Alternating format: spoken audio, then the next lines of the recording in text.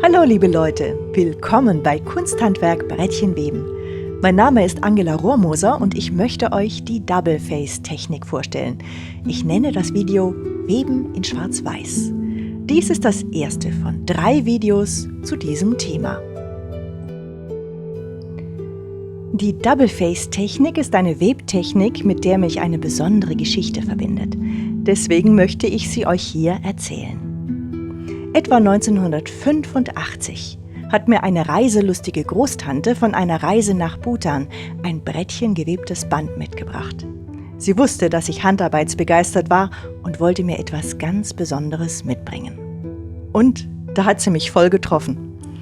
Die Brettchenwebtechnik kannte ich zwar bereits, aber dieses Band aus Bhutan konnte ich nicht nachweben. Das forderte mich ganz schön heraus. Viele Jahre vergingen. Und nach einer großen wissenschaftlichen Arbeit wollte ich mich 2013 mit einer netten, kleinen Handarbeit entspannen.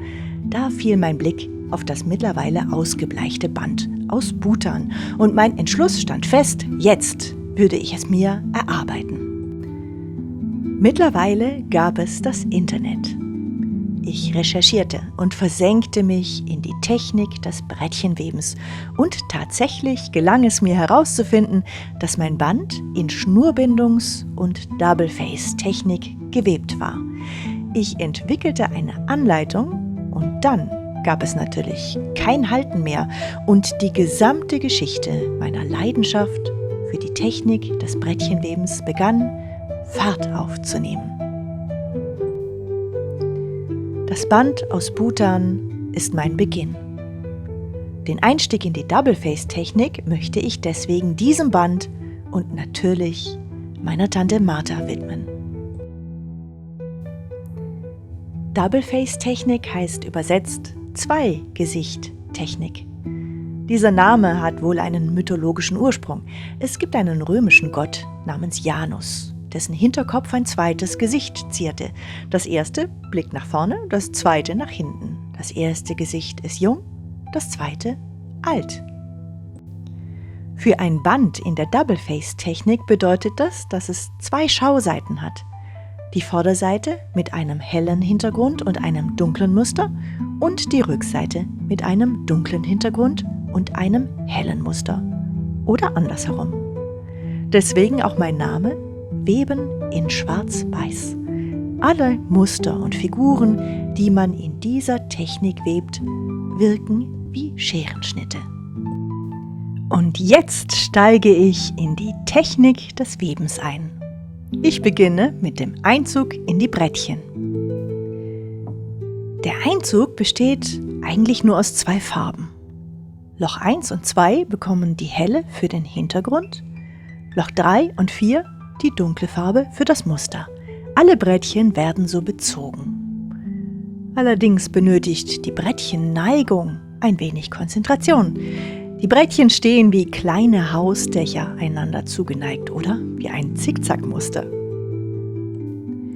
Bei meinen Einzügen steht das erste Brettchen immer in Linkshandneigung, das zweite in Rechtshandneigung, das dritte in Links- und das vierte wieder in Rechtshandneigung. Und so geht es weiter bis ans Ende des Einzugsschemas.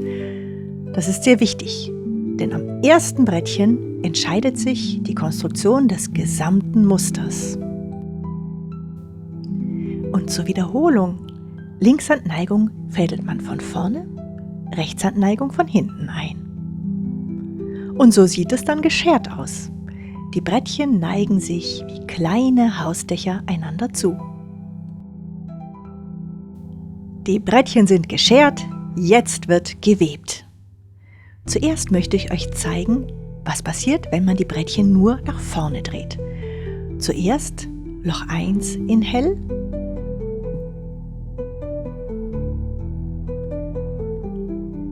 dann Loch 2 in hell,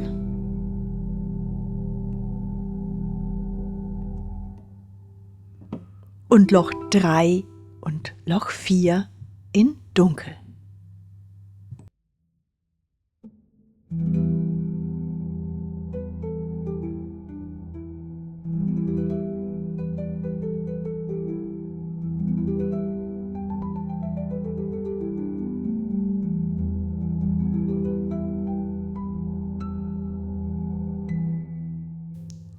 Bei der Vorwärtsdrehung entsteht ein horizontales Streifenmuster, das 2 Schüsse breit ist.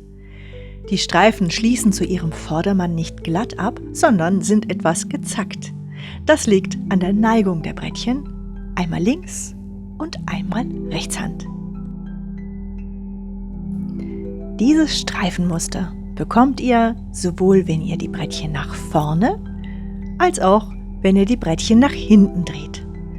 Allerdings, wenn man genau hinsieht, dann sind die Zacken horizontal gespiegelt. Aus einer Anordnung wie ein A wird eine Anordnung wie ein V. Auf der Matrix sieht das dann so aus. Vorwärtsdrehung und Rückwärtsdrehung. Und jetzt wird es Zeit, einfarbige Flächen zu weben. Dazu nehme ich mir erst einmal wieder meine Einzugsmatrix vor und hier sieht man, für eine einfarbige Fläche benötige ich Löcher 1 und 2. Ich beginne in der Grundstellung und drehe 2-mal nach vorne. Anschließend drehe ich 2-mal wieder zurück. Diese 4 Drehungen wiederhole ich so oft ich will. Auf der Matrix sieht es dann so aus: 2 Drehungen nach vorne und 2 nach hinten und verkürzt geschrieben so. Und jetzt die Bewegung am Webstuhl. Loch 1 und 2 zuerst einmal nach vorne und dann nach hinten. Die Brettchen machen so eine Art Schaukelbewegung. 2-mal vor, 2-mal zurück.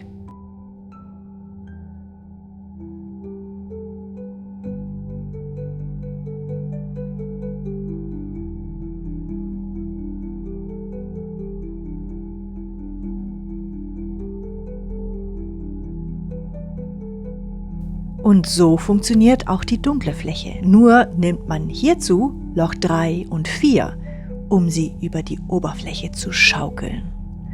Die Matrix für das dunkle Schaukeln sieht jetzt so aus und verkürzt geschrieben so.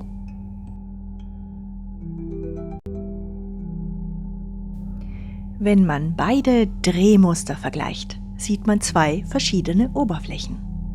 Die eine wirkt wie gestrickt und die andere eher wie gewebt. Aber wie kommt man von einer Oberfläche zur anderen? Naja, im Prinzip nur, indem man weiterdreht. Hier ein paar Beispiele. Einmal nach der Rückwärtsdrehung, einmal nach der Vorwärtsdrehung. Dabei ist es egal, ob man von einem hellen Schaukeln in ein dunkles übergeht, wie an diesem Beispiel, oder von einem dunklen in ein helles.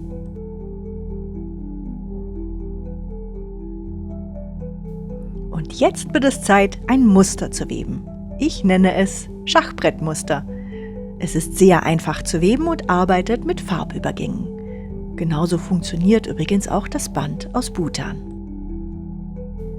Ihr seht, dass ich unterschiedliche Brettchenfarben gewählt habe.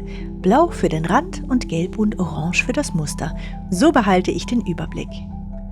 Alle Brettchen stehen in Anfangsposition. Loch 1 steht oben und dem Weber zugewandt. Der Mustertrick ist, die Brettchen in Orange zu Beginn 2 Drehungen nach vorne zu drehen. Sie stehen nun quasi auf dem Kopf. Auch ihre Farben stehen auf dem Kopf. Und nochmal in Nahaufnahme. 2 Drehungen vor. Deswegen machen die Brettchen genau das Gegenteil von dem, was die anderen Farben tun. Ich schaukle hell und beginne mit der Vorwärtsdrehung.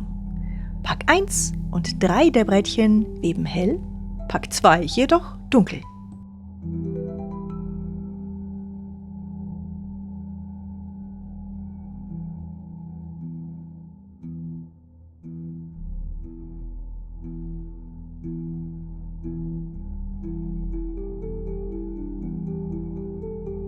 Wenn ich die Farben wechseln möchte, dann drehe ich von der Grundposition aus nicht nach vorne, sondern nach hinten.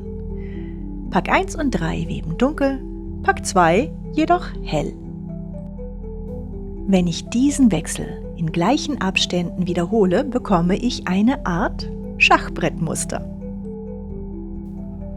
Und dieses kann ich natürlich variieren, wie ich will. Zum Beispiel kann ich lange Streifen weben oder nur sehr schmale. Ich kann eine Weile einfach nur nach vorne drehen oder ich kann die Breite der Streifen variieren.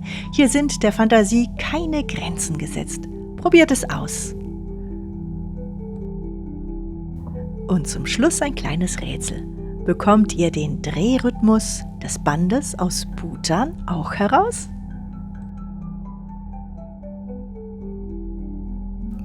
Im nächsten Video möchte ich euch dann erklären, wie man eine Diagonale webt, sodass ihr auch Ornamente gestalten könnt.